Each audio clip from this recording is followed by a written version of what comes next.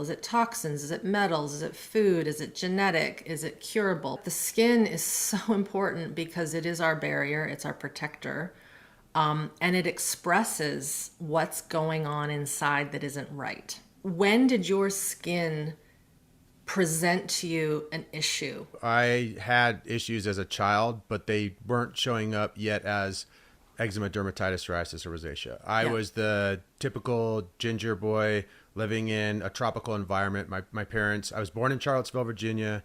When I was 1 year old, we moved to Okinawa, Japan, and literally we're living on base. My dad was a Marine, and our backyard was a jungle. I was out with my older sisters just having a ball and always brushing up against some type of plant that was giving me a rash. We used to take those big blue tarps and put them on the side of hills, get them soaking wet and slide down them, pre-slip and slide era. One day I was just going down that tarp and sliding and having a great time. And all of a sudden, I can still vividly remember the feeling because it came back later on in life with the eczema and stuff.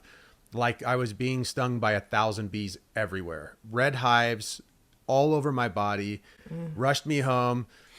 First thing my parents do is stick me in a shower and turn the water on. And as soon as the water hit me, it was like the intensity went up times 10. They take me to the emergency room. I don't know what they gave me, but they gave me something.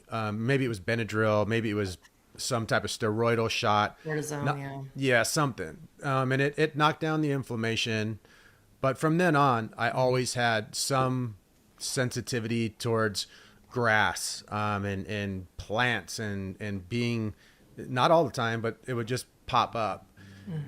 Then around 8.5 years old, I started having sore throats a lot.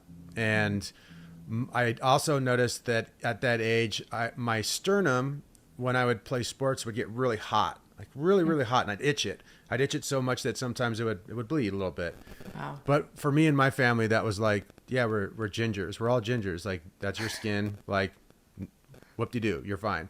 Yeah. And 9 years old came around, and I got strep throat 11 times in 1 year, got my tonsils taken out, missed tons of school. I believe that's the straw that kind of broke the camel's back and really started my process down autoimmune, immune, and skin weirdness. Through middle school, nothing crazy, but I did always notice that the sternum thing was there. And then I always noticed I always had a little dandruff, and my scalp would get, I'd play football and put my helmet on, and it'd be Moist. So itchy. Yeah. And just gnarly. And that kind of lasted until late middle school. My chin just was turned red, like straight bright red. My face was this color, my chin was red.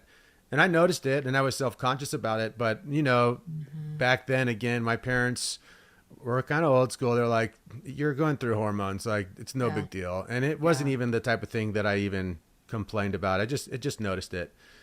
Then through high school, the scalp became a little bit more, now looking back, obvious, probably sebderm or psoriatical eczema something, because I started getting the chunks and the funkiness and the flare-ups, and it would be normal, and then it would come back, and that was it for high school, kind of.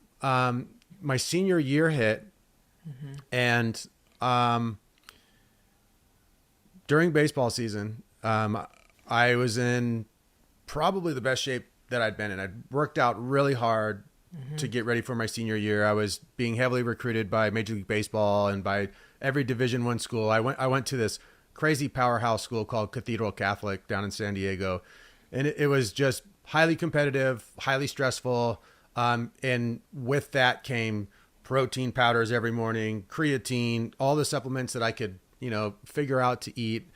Plus, my school wasn't near my neighborhood, so I was on my own. I was driving to school. I was going to school all day, playing my sports, and then coming home 8 at night, having a late dinner, doing my homework, and going to bed. So my diet turned pretty horrible. It was fast food. It was burritos and tacos and Jack in the Box and in and out as much as I could get in my system because I was trying to be big and strong to play sports. And I ruptured my kidney. Sixth game of the season, sliding into home plate. My ribs bent up into me, ruptured my kidney. And that was a whole story in and of itself. After I recovered from that, my face was pure red for a year. Wow. Until my freshman year in college, it was just my body would be this color and my face alone, not even my neck, would be a dark maroon, almost like a Wow. intense sunburn Yeah. without being sunburnt. Yeah. My scalp itched then. And again, it was just kind of like, I never went to the dermatologist for it. Never, Yeah. we just kind of was like, yeah, whatever. And then I went to college and things somehow, despite getting way worse with my habits, Diet. my diet was Partying. horrible. And I was, I've always been an experimenter and a risk taker. So college for me was like, oh, let's drop acid before a Division I baseball game. Hell yeah, that sounds like a good idea.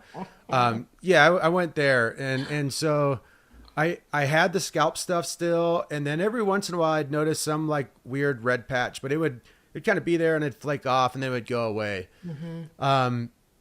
That ended, and then by 23, 24, 25, the psoriasis and eczema started really, really showing up, like in obvious ways.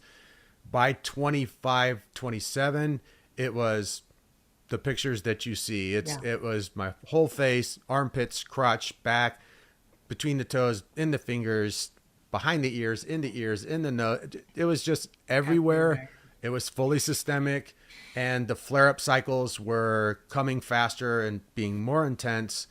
And that's when I started really going after it with doctors, and, I spent all the money I had seeing doctors, traveling to different specialists.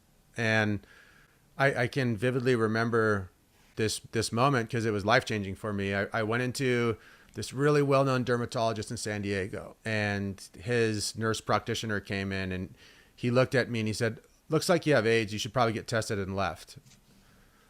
And that's when I knew that the system was completely fucked, that I needed to have nothing to do with it. And if I was going to figure this out, it was going to be on my own completely. And for about the next 10 years, dove headfirst into every possible alternative healing methodology that you can think of, from breatharianism to natural hygiene to fruitarianism, everything. I tried it all. I did it all.